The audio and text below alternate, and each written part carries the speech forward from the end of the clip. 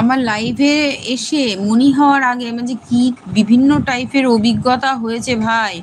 কিছু ভালো মানুষ পেয়েছি, কিছু খারাপ মানুষও পেয়েছি। কতটা খারাপ মানে কত অপদস্থ হতে হয়েছে, মানে কিছু মুখোশ পরা মানুষ পেয়েছি। বিভিন্ন টাইপের অভিজ্ঞতা হয়েছে জানো তো। মানে কি বলবো, যেদিন লাইভে ফার্স্ট আমার মনিটাইজেশন হয়েছে বিশ্বকর্মা পুজোর দিনকে, মনিটাইজেশন মানে ফুল মনি হয়েছে সেই দিনকে আমি একজনকে বলতে গেছি যে আমার ফুলমণি হয়েছে, তার এত হিংসা বাবা, সে যা লিখেছে, তাও আমার ভিডিওতে বীভৎসভাবে একটা পোস্ট করেছে। কেন তার লাইভে আমি শুধু বলতে গেছি যে আমি সেদিনকে তাকে সময় দিইনি, আর সে আমার লাইভে, তার লাইভে গেলে আমায় ফিরিয়ে দিত। তোমার এখন মনি তুমি অন্যকে সময় দাও, আমায় সময় দিতে হবে না। আমি শুধু বলতে গেছি, আমার মেয়ে তো মানে ল পড়ে, ল কলেজে, তোমার হচ্ছে ওটার নাম কি বলে, আমার মেয়ে হচ্ছে হুগলিতে পড়তে যায়, ল কলেজেরই একটা স্যারের বাড়ি হুগলি। এবার সেদিন আমাদের একাদশী, কিছুদিন আগে আমার শাশুড়ি মা মারা গেছে, আমার হাজবেন্ড এবং আমি দুজনেই একাদশী করি। বিশ্বকর্মা পুজোর দিন একাদশী পড়েছে। এবার আমি ওই একাদশীর খাবার দাবার তাড়াতাড়ি করছি, ওরা সকালবেলা বেরিয়ে গেছে, আর্লি মর্নিং, আর ফিরতে ফিরতে দুটো। পড়া শেষ করে আমার হাজবেন্ড নিয়ে যায়, নিয়ে আসে।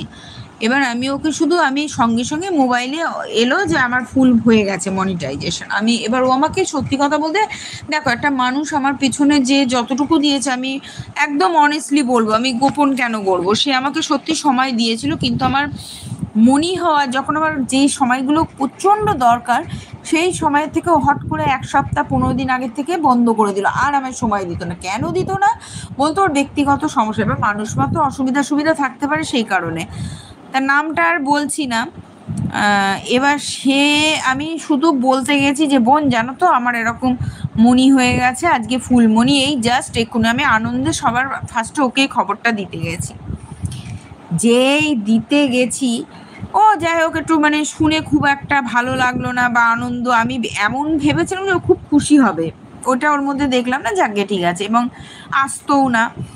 দিয়ে আমি তখন সেই সাবুর খিচুড়ি করছি, এবার তলায় লেগে গেছে, মানে ওকে বলে, আর ওই মোবাইলে কিছু জিনিস তখন আমি দেখছিলাম। এবার আমি তড়িঘড়ি করে ওকে মনে হয় 10 মিনিট না 15 মিনিট মতো ওর লাইভে ছিলাম, বলে বেরিয়ে এসেছি যে আগামীকাল তোমাকে সময় দেবো।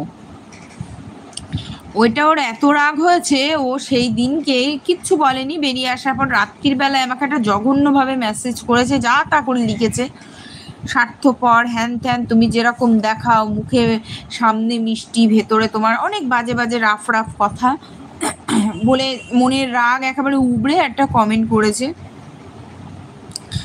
এবার আমি ওয়াইটি স্টুডিওতে গিয়ে দেখছি একটা বিশাল বড় মহাভারত লিখেছে, মহাভারত তুলে লিখে দিয়েছে। এবার সেইটা আমি দেখছি, আমার এখন মনিটাইজ হয়ে গেছে, কি করি।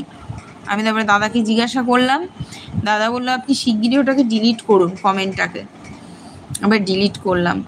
তো কত মানুষের কত শত্রুতা, কত মানে অপমান, কত কিছু সহ্য করে এই জায়গাটাতে আসতে পেরেছি। আবার কিছু মানুষের আশীর্বাদ, ভালোবাসাও পেয়েছি।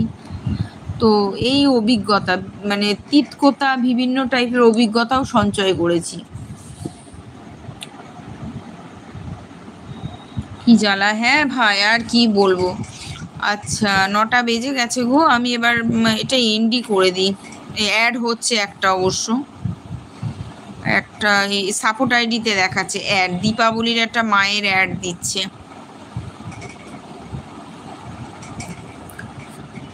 আমি কিন্তু ওকে জানো না, যে আমার সঙ্গে এই ধরনের ব্যবহারটা করেছে, আমি তার লাইভে যেতাম, তাকে সময় দিতে যেতাম। মানে এখানে না একটা জিনিস বোঝা গেল, এখানে মানে কি বলবো, মানে কেউ কারোর আপন না, যতই মুখে বলুক না কেন। যেটা বুঝলাম, খুব 2-1 জন ভাগ্যক্রমে পাওয়া যায়, তাছাড়া যতই মিষ্টি কথা বলুক আর যাই বলুক, দেখলাম তাই কি দুর্ব্যবহার জানো না।